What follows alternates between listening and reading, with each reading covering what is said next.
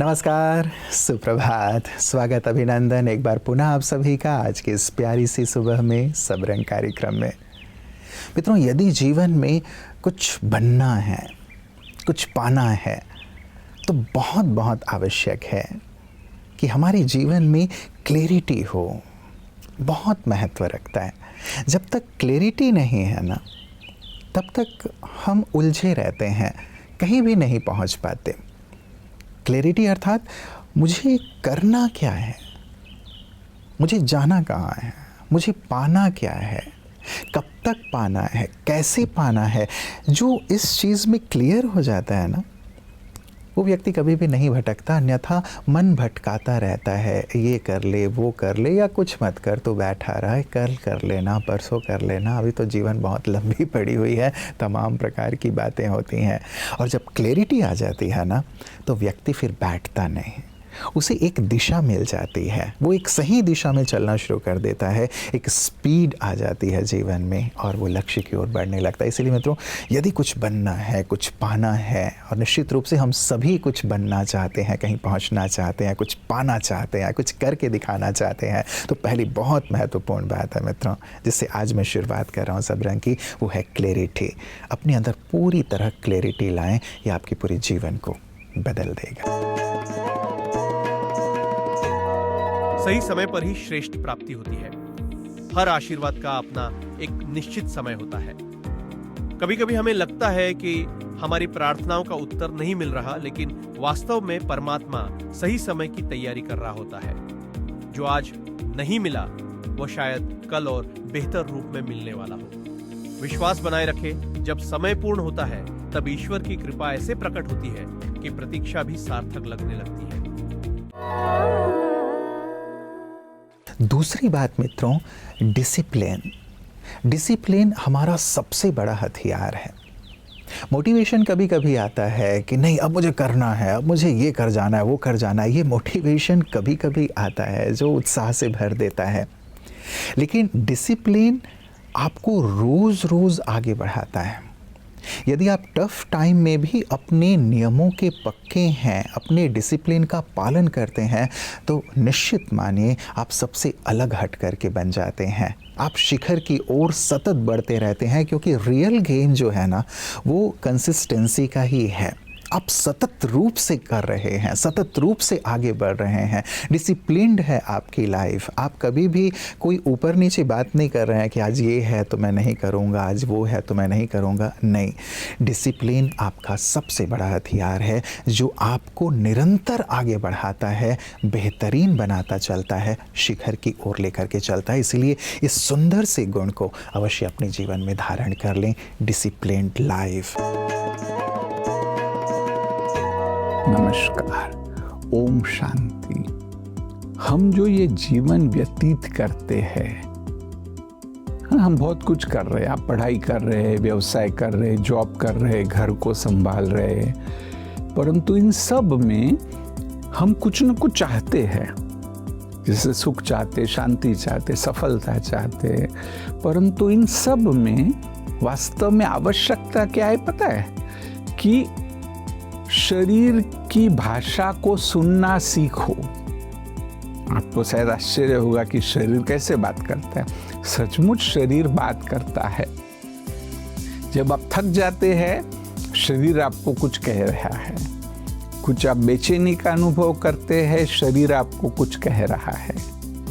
आपको कहीं दर्द होता है, शरीर कुछ आपको कह रहा है। तो वास्तव में जिसको कहा भी गया है कि सदैव सजगता को धारण करो, कि जो कर रहे पूरा ध्यान उसी में हो। खाना खा रहे हो, पूरा खाने में आपका ध्यान हो। चल रहे, पूरा ध्यान चलने में है। वास्तव में तो में बहुत सारे विचार आते, और जब यह प्रैक्टिस होगी आपकी, तो क्या होगा पता है? कि भी शरीर जो आपको मैसेज दे रहा है, मनोविज्ञान में यह भी माना गया है कि जो भी हमारे टेंशन्स है, तनाव है, वह शरीर के कोई ना कोई अंगों में वह स्टोर है। तो अगर उस अंग को आप थोड़ा समझेंगे, तो ऑटोमेटिक वो जो मन के अंदर ब्लॉक है, जो समस्या है, उसको भी समझ पाएंगे और उसको आप ठीक करेंगे तो ऑटोमेटिक आपका जीवन भी अच्छा और सफल सुखमय हो जाएगा। ओम शांति। मित्रों, एक आदत जो हमें आगे बढ़ने से रोक देती है और ज़्यादातर लोगों में होती है थोड़ा या ज़्यादा, लेकिन हम इसे पूरी तरह अपने जीवन से निकाल दें, वो आदत है बहानेबाजी। बहाने व्यक्ति कहीं ना कहीं से ढूंढ के निकाल के ले आता है। याद रखें, बहाने आपको आगे नहीं बढ़ने देंगे, आपको वहीं के वहीं रखेंगे जहाँ पे आप हैं। आपको आगे बढ़ने से सबसे बड़ी चीज़ जो रोकती है वो यही है। पैसा नहीं है, समय नहीं है, माहौल नहीं है, ये साथ नहीं दे रहा है, वो साथ नहीं दे रहा है, आज नहीं मैं कल कर लूँगा। ये तमाम प्रकार के जो बहाने हैं ना, ये व्यक्ति को वहीं के वहीं जमा देते हैं और व्यक्ति के विकास को रोक देते हैं। आज हम देखते हैं कि संसार में अधिकतर लोग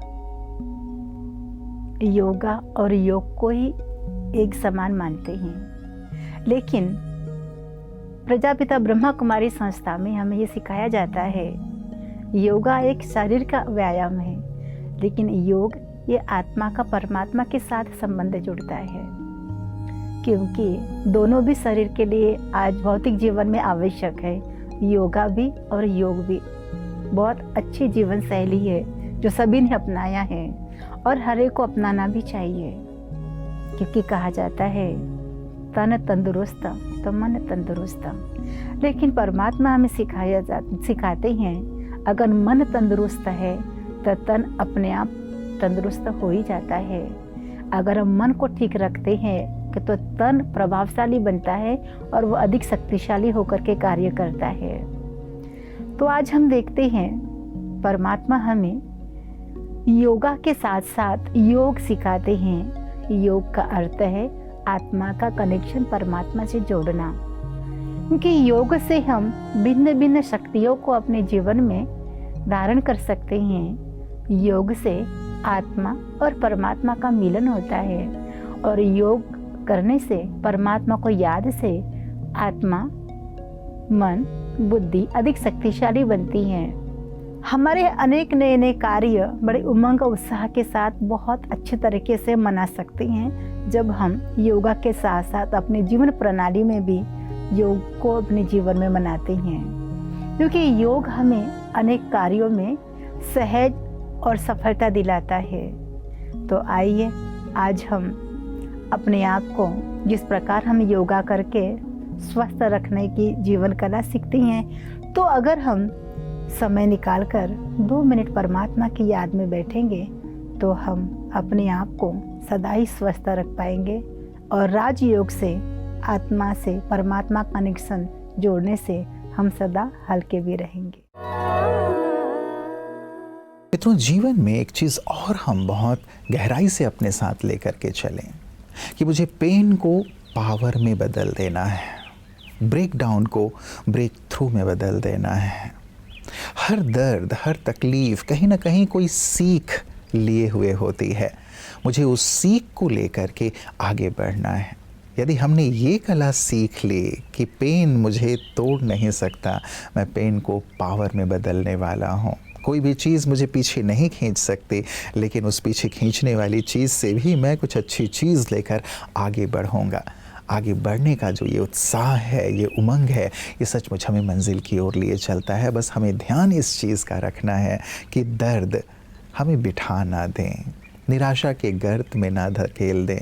परिस्थितियाँ आएंगी, बातें आएंगी, लोग ऐसे होंगे जो हर प्रकार से अवरोध पैदा करने की कोशिश करेंगे, लेकिन हर एक चीज़ से कुछ ना कुछ लेते हुए, सीखते हुए मुझे आगे बढ़ते चलना है। ये अपने ज़हन में बहुत गहरे अक्षरों में हमें लिख करके रख लेना चाहिए। और यदि मेरी मानसिकता ऐसी बन जाती है कि मुझे हर नेगेटिव बात से भी पॉजिटिव चीज़ लेकर के आगे बढ़ना है, तो फिर कोई भी चीज़ मुझे रोक नहीं सकती। तो ये दृष्टिकोण, ये सुंदर सा भाव अपने हृदय में अवश्य रख लें।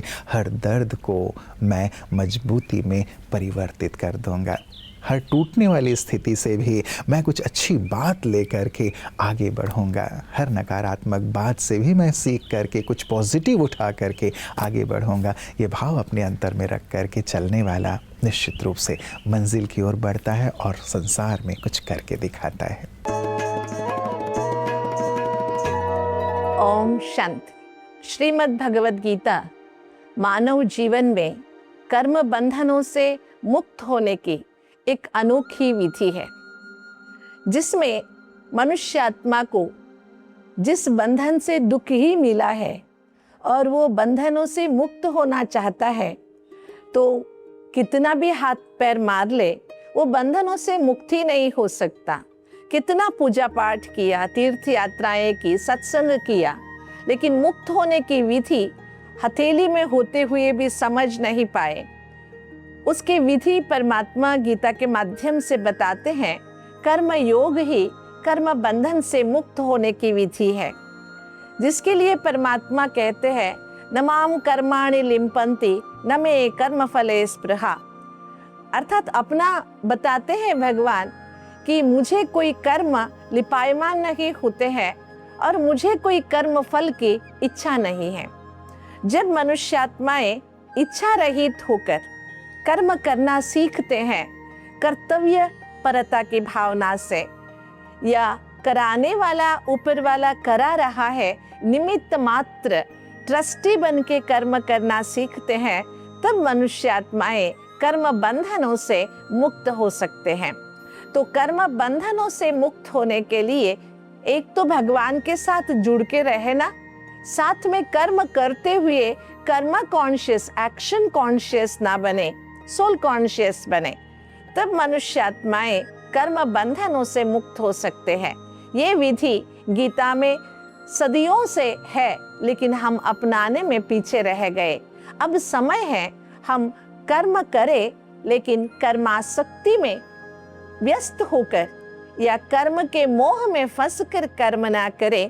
कर्म करते हुए कराने वाले की याद में हम कर्म करें। मित्रों, हर दिन अपने आप को एक बेटर वर्जन बनाना है।